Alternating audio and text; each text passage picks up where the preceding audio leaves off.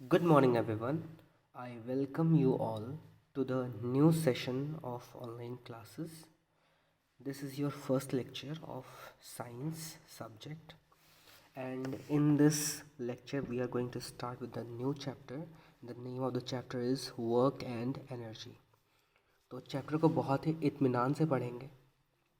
जितना भी बुक में दिया हुआ सारे बुक्स का स्क्रीनशॉट इसमें अपलोड किया गया है और उसको धीरे धीरे समझाने की मैं कोशिश करूँगा। जितना ज़्यादा टाइम हो, जितना भी ज़्यादा टाइम लगे, फ़र्क नहीं पड़ता।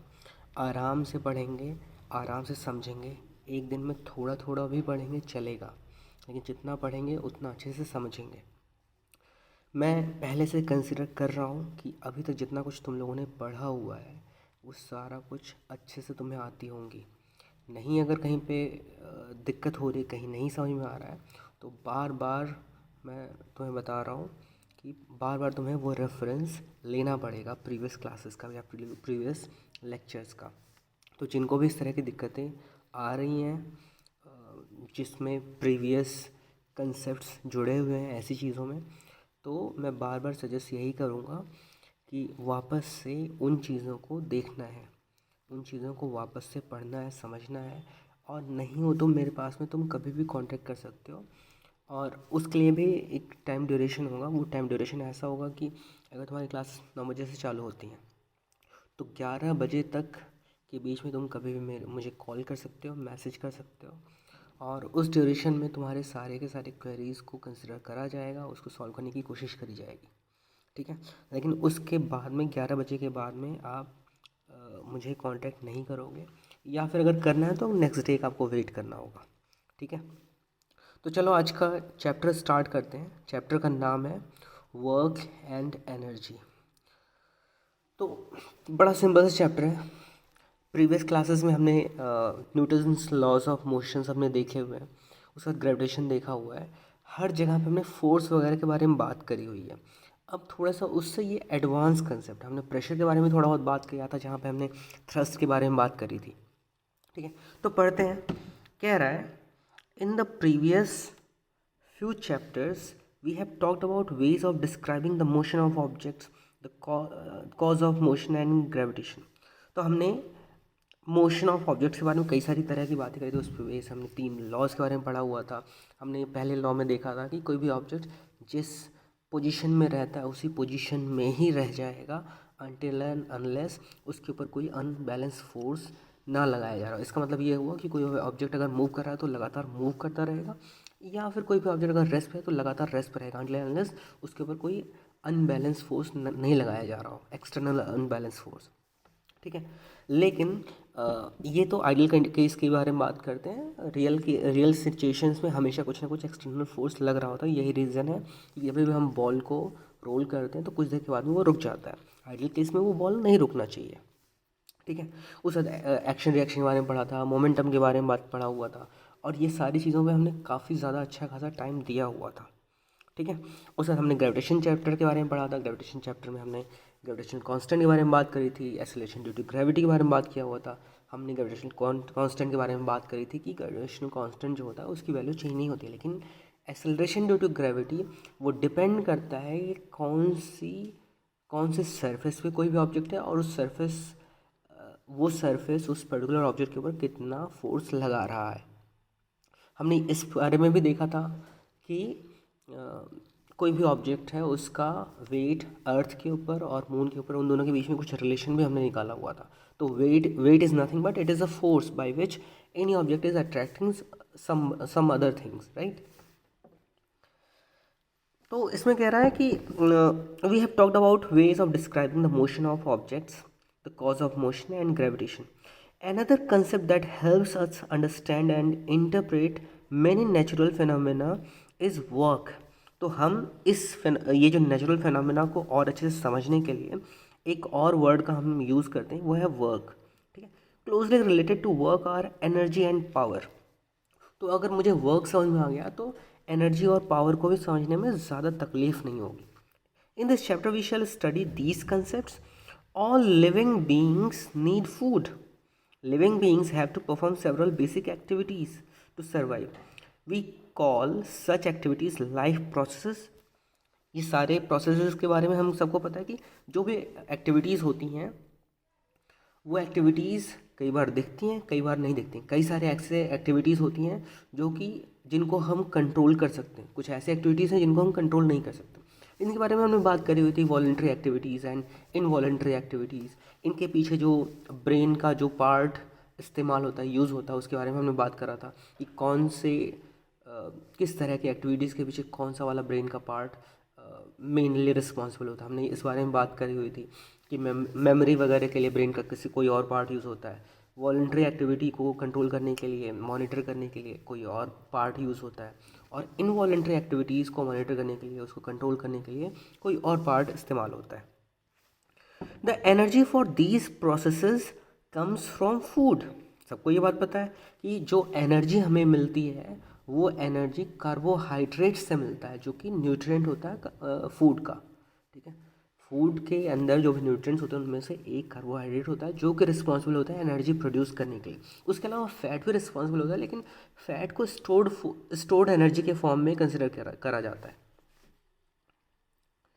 We need energy for other activities like playing, singing, reading, writing, thinking, jumping, cycling and running. Activities that are strenuous require more energy. जितना ज़्यादा मेहनत का काम रहेगा उतना ही ज़्यादा एनर्जी की रिक्वायरमेंट होती है। इसका मतलब ये हुआ, अगर हम चल रहे हैं और अगर हम दौड़ रहे हैं, दोनों के इसमें चलते हुए में एनर्जी की हमें कम रिक्वायरमेंट थी, और जब हम दौड़ रहे थे तो एनर्जी की ज़्यादा रिक्वायरमेंट थी। तो जब ज़्यादा रिक्वायरमेंट होगी तो ज़्यादा एनर्जी की डिमांड बढ़ेगी।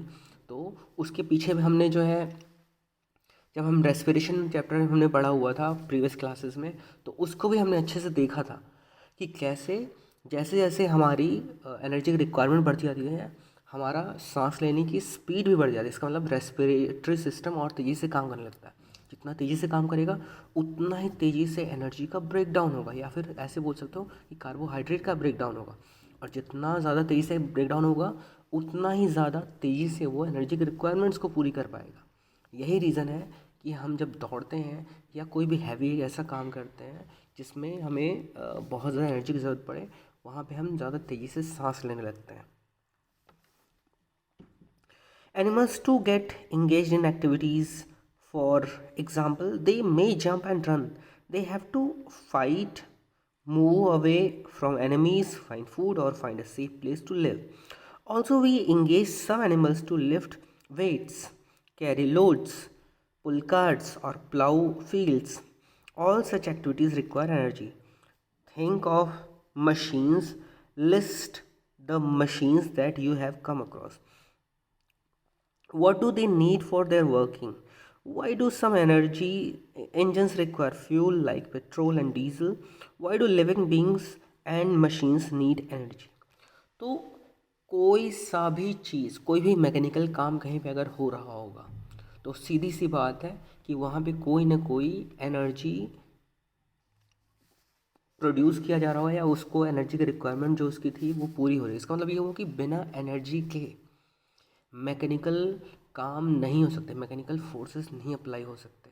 तो एनर्जी को वो कंज्यूम करता है, उस एनर्जी को किसी और फॉर्म में वो कन्वर्ट कर देता है। जब भी हम मैकेनिकल फोर्स के बारे में बात कर रहे होते हैं या फिर मैकेनिकल मूवमेंट के बारे में बात कर रहे होते हैं। अब ये जो टॉपिक है वर्क यहाँ से स्टार्ट होता है। तो कुल मिला के अभी इंट्रोडक्शन में हमने यही समझा है कि जो भी काम हमें करना है, सारे के सारे काम को करने के लिए एनर्जी की रिक्वायरमेंट होती है। मेनली जब भी हम मैकेनिकल काम की काम के बारे में बात करते हैं वहाँ पे होता है। लेकिन अगर हम सोचें, कई बार अगर मैं सोचूं कि बल्ब जल रहा है, तो अगर बल्ब जल रहा है तो वहाँ पे मैकेनिकल काम तो नहीं हो रहा है, ऐसा नहीं हो रहा कि कोई भी एक पार्ट मूव कर रहा हो, लेकिन वहाँ पे भी एनर्जी की रिक्वायरमेंट हो रही है। एनर्जी के किसी फॉर्म को इलेक्ट्रिकल फॉर्म में कन्वर्ट किया जा रहा है और वो वापस से एनर्जी के फॉर्म में या फिर लाइट के फॉर्म में कन्वर्ट हो पा रहा है। तो कुल मिला के ये हुआ कि कहीं पे भी कोई भी तरह का प्रोसेस अगर होना है तो इस बात के बहुत ज़्यादा चांसेस हैं कि एनर्जी की रिक्वायरमेंट होगी, एनर्जी का कोई ना कोई एक फॉर्म यूज़ हो रहा होगा।